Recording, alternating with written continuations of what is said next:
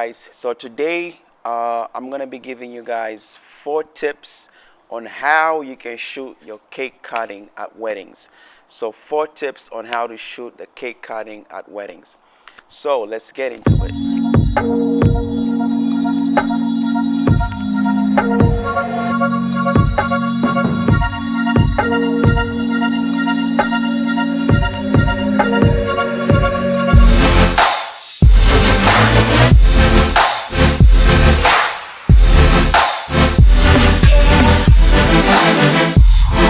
Tip number 1 is 99% of the time, the bride and groom won't know what to do during a cake cutting. Since it's their first time doing it, and it's their first, well, most people it's their first wedding. A lot of people it's their first wedding. Well, it depends on where you're at. But anyways, so let's just assume that a lot of people it's like their first wedding, so they know that they're going to be cutting the cake. But let's just assume that most people it's their first wedding and they don't know how to cut a cake, so they're looking to you for direction. They're looking to you for for information on what to do and everything. So always keep that in mind, that you're going to be showing the bride and groom how the steps to take. So that's tip number 1, is you have to explain to them how you want them to do it, because they're going to look at you for direction, assuming you're the pro. You do weddings all the time, so we're gonna look at you for direction, since you do this all the time. You're the professional in this area, in this arena. So let us know what you want us to do. So always have that in mind. And I always have a routine that I always do at most of my weddings. So I tell them to cut the cake, and then after they cut the cake, I tell them to get a piece each and feed each other.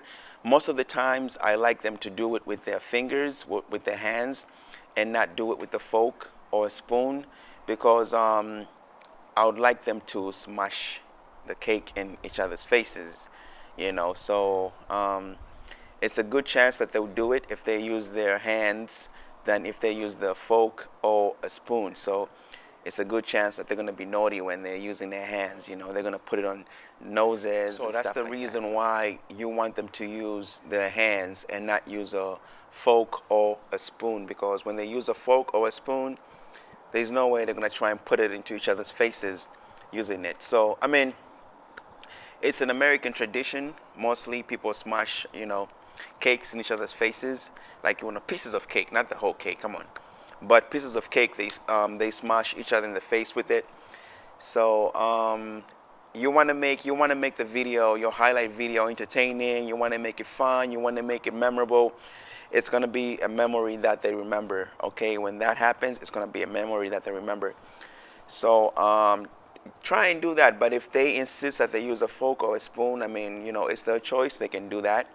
But I always try and push them to use their fingers, so that way I always push them to use their fingers, so that way they can get naughty and smash each other in the face with the cake, or put it on the nose or somewhere, you know what I mean? So I always try and get them to do that. But it's mostly, like I said, it's an American tradition where most people in America do that. Like when they're having like American traditional thing, they do that. But a lot of people don't. So it's just like I would say 2 out of 10 weddings that I do, they do that. So most of the times it depends on the couple and their personality. If they're playful, they'll do that. But anyway, so that's that on that part. And yeah, so I tell them to hold the knife. Usually what I do is I have them hold the knife with the same hand, which is the left hand, and I film from this side just for the highlight shot. This is just for the highlight. I have them both hold it with the left hand, because the left hands have the rings on it. So I want them to hold it with the left hand, and then I take a good bokeh shot with that when I have them do that. So excuse me.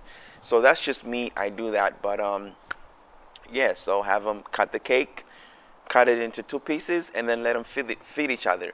So most couples won't know that they have to do this, So tell them to do this. So they look to you for directions. And sometimes the photographer will also have a way that she or he wants to do it, but some photographers and some photographers don't say anything. They just like stay there and just take pictures. So you need to take the lead. You need to take the lead and be in control of the situation. So have them do it how you want them to do it. But if the photographer is on top of things and just trying to have them do it just the photographer's way, then it's fine. Let the photographer do it. Let them do it the photographer's way. But if you can do it your way, I would prefer that you do it your way. So expect that they're going to be looking to you for direction. So have that in mind and get ready to give them directions. Don't just stand there and film it. So tip number one is be ready to give them direction. Be ready to direct the bride and groom on steps on how to cut the cake from beginning to end, because they don't know it's their first wedding and everything. So just be ready to direct them. So sometimes you can have to feel each other.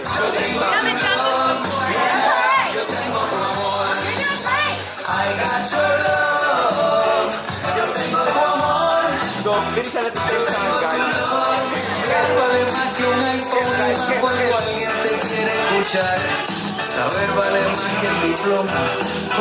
Tip number 2 is have at least a light. You can have 2 lights, but have at least 1 light illuminating both the subjects. So both the bride and groom have a light at least illuminating them.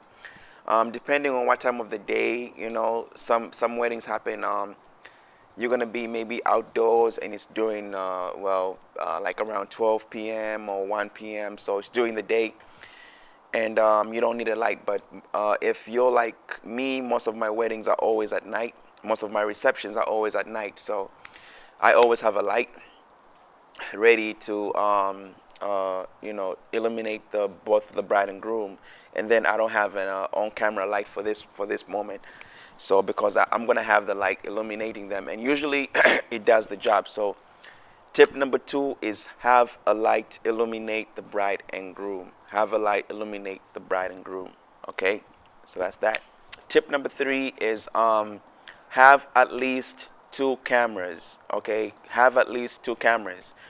And the reason is because you want to have 1 camera just there, just wide, just have a wide where it captures the whole thing. It captures the bride and groom in the frame with the cake. So have a whole, have a 1 camera which is wide angle capturing everything happening, and then have the second camera mobile where you controlling it to whereby you can get some close-up shots of them cutting the cake. You can get some close-up shots of them feeding each other. You can get facial expressions, and hopefully they smash the cake into each other's face. So yeah, so that's the reason why you need 2 cameras. Have one where you can play around with the mobile, and have the other one where it's just going to be there capturing everything happening. So that was tip number 3, have at least 2 cameras.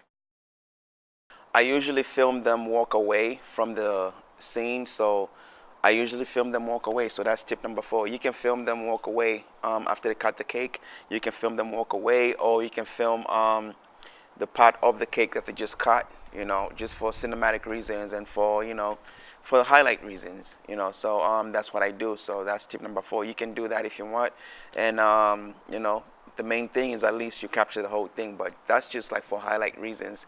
I film them walk away from the cake. I don't know. I happen to do this a lot, so I guess it's a tip. I guess it's one of my things that I do. So I'm just giving it to you as a tip. Maybe you can add it to whatever you do. Just film them walk away and pan off or pan back to the cake or whatever you want to do. But I'll give you a few examples on all these things I just said. So yeah, so that's the 4 tips, guys. Nice and quick. So that's how you film the cake cutting at a wedding. So that was 4 quick tips on how you film a cake cutting at a wedding, guys. So tip number 1 was always be prepared to show the bride and groom what to do. Always be prepared to instruct them on what they have to do, because it's, you know, their first wedding and they don't know what to do. And tip number 2 was at least have 1 light illuminating the subjects.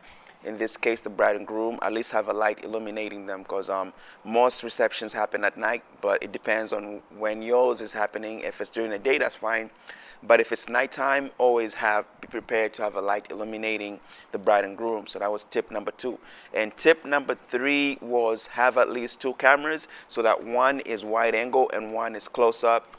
So that way the wide angle can just catch the whole thing going on, and the other camera, which is the mobile camera, you can go in for close-ups and stuff like that, and hoping they smash the cake into each other's face.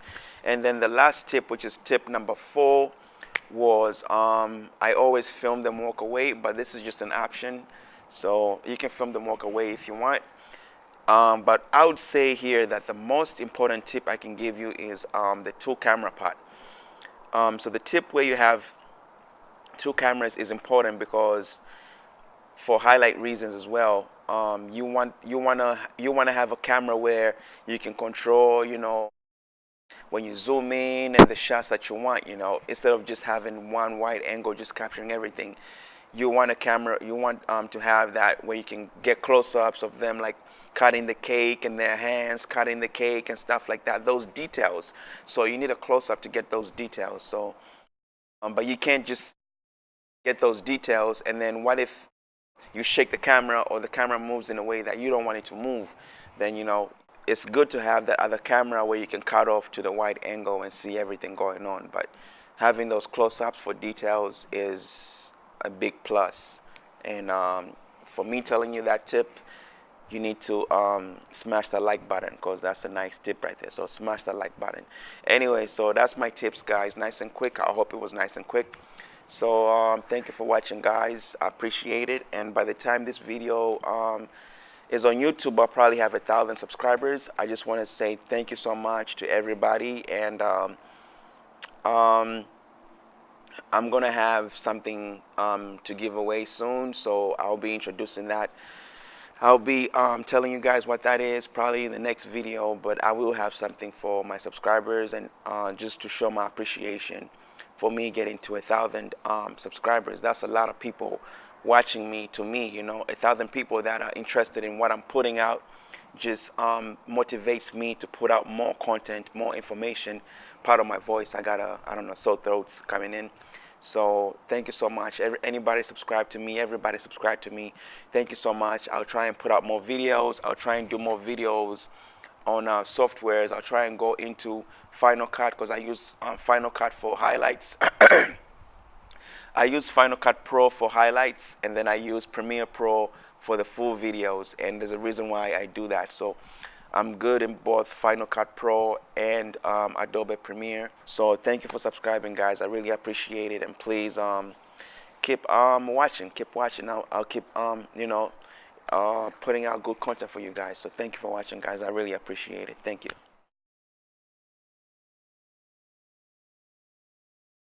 So when those kind of moments happen, it's going to be memorable. It's going to be more memorable. It's going to be a memory that they remember. You can't just get those details, and then what if to have that I'm saying a lot anyways.